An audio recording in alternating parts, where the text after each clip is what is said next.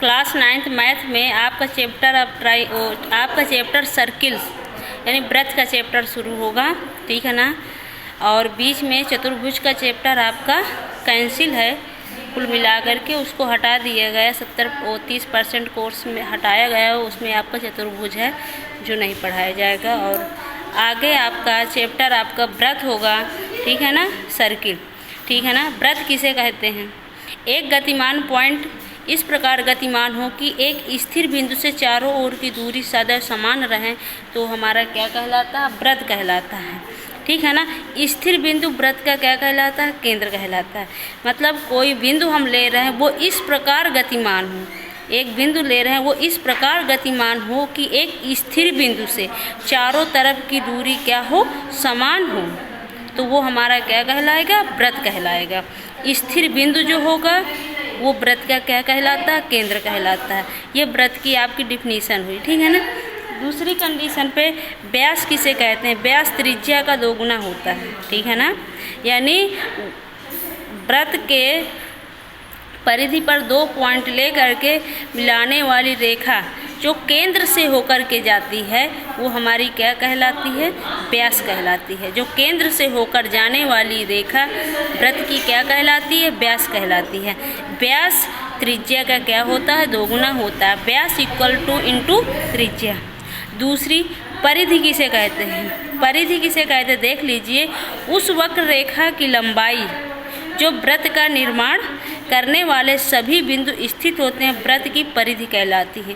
कहने का तात्पर्य है वृत्त की संपूर्ण लंबाई जो होती है वो वृत्त की क्या कहलाती है? परिधि कहलाती है, ठीक है ना। एक लाइन में कहा है कि वृत्त की संपूर्ण लंबाई ही वृत्त की क्या कहलाती है? परिधि कहलाती है। अगली आ जाए त्रिज्या किसे कहते हैं, ठीक है ना। त्रिज्या परिधि पर स्थित किसी पॉइंट से केंद्र तक खींची गई रेखा को वृत्त की क्या कहते हैं? रेडियस कहते हैं, ठीक है ना।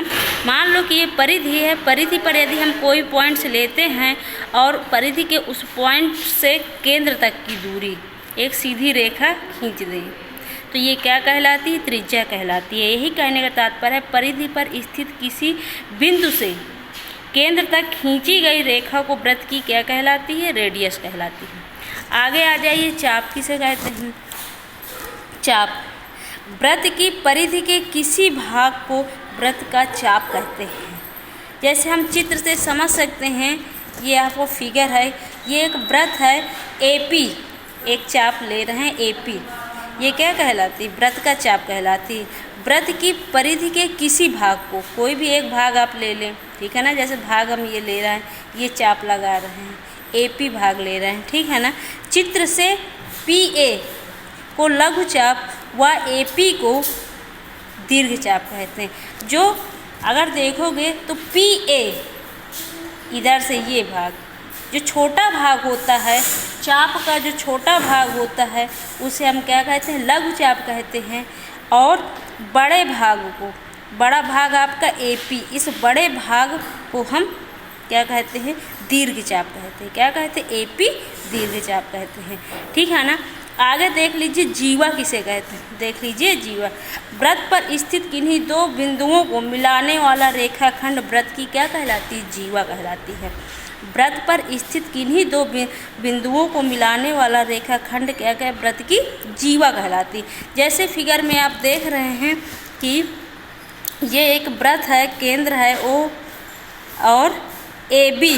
वृत्त पर 2 बिंदु लिए गए A और B, इन दोनों बिंदुओं से मिलाने पर एक रेखाखंड खींच लिए, ये वृत्त की क्या कहलाती है? जीवा कहलाती है। वृत्त पर स्थित किन्हीं 2 बिंदुओं को मिलाने वाला रेखाखंड वृत्त की क्या कहलाती है? जीवा कहलाती है, ठीक है ना। अगला पॉइंट आप आ जाइए, वृत्तखंड किसे कहते हैं? वृत्तखंड देख लीजिए, वृत्तखंड किसे कहते हैं? वृत्तखंड वृत्त की जीवा वृत्त को 2 भागों में विभाजित करती है। प्रत्येक भाग को क्या कहते हैं? वृत्तखंड। जैसे एक सर्किल है, ठीक है ना, इस सर्किल में AB एक जीवा हम ले रहे हैं, ये जीवा वृत्त को 2 भागों में क्या करती है? विभाजित करती है। ठीक है ना। व्रत की जो जीवा AB है, ये व्रत को 2 भागों में विभाजित कहती है। इसी भाग को हम क्या बोलते हैं, व्रतखंड। इसको भी क्या बोलते हैं, व्रतखंड। लेकिन व्रतखंड 2 भागों में, यानी कहने का तात्पर्य है कि व्रत का वो भाग जो बड़ा होता है, ये जैसे बड़ा भाग, ये पूरा व्रत है, जीवा 2 भागों में विभाजित कर दी। जो बड़ा भाग होता है उसे हम दीर्घ व्रतखंड कहते हैं, और जो छोटा भाग होता है उसे हम लघु व्रतखंड कहते हैं। ठीक है ना। दीर्घ व्रतखंड चित्र से जैसे ADB, ये आपका दीर्घ व्रतखंड कहलाता है, और छोटा भाग लघु व्रतखंड कहलाता है, चित्र से जैसे AB। ठीक।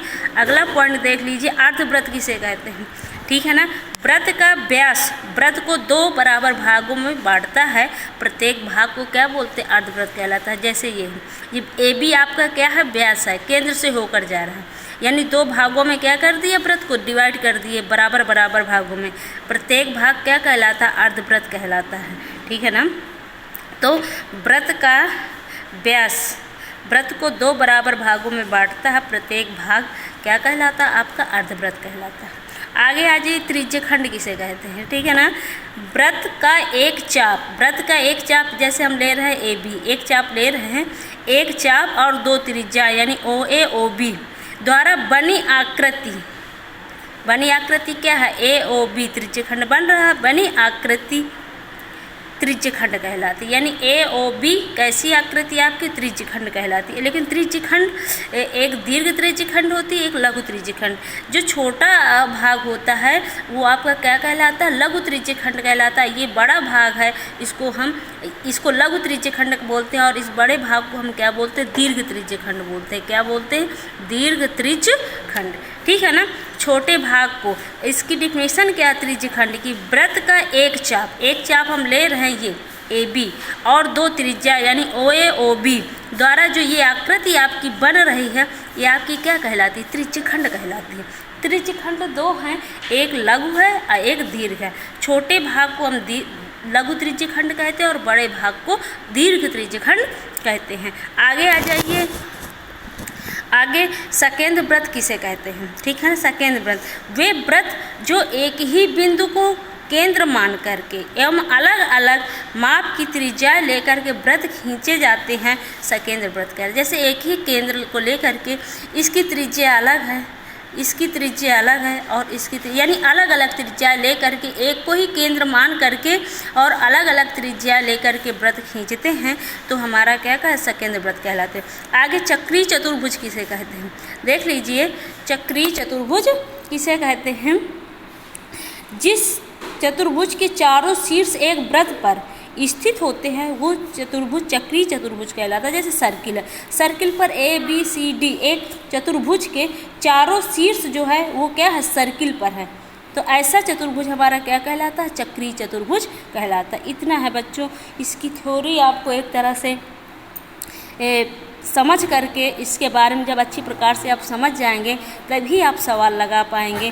आपको ये जानकारी होना चाहिए कि व्रत किसे कहते हैं, व्रत क्या डिफिनीशन है, व्यास किसे कहते हैं, परिधि किसे कहते हैं, त्रिज्या किसे कहते हैं, चाप, जीवा, व्रतखंड किसे कहते हैं, और अर्धव्रत, त्रिज्यखंड। जब इन सभी के बारे में जानकारी हो जाएगी तभी हम आगे के सवाल क्या कर पाएंगे, लगा पाएंगे। इसलिए इसको अच्छी प्रकार से आप नोट कर लीजिए कॉपी में, और नोट करके समझ लीजिए।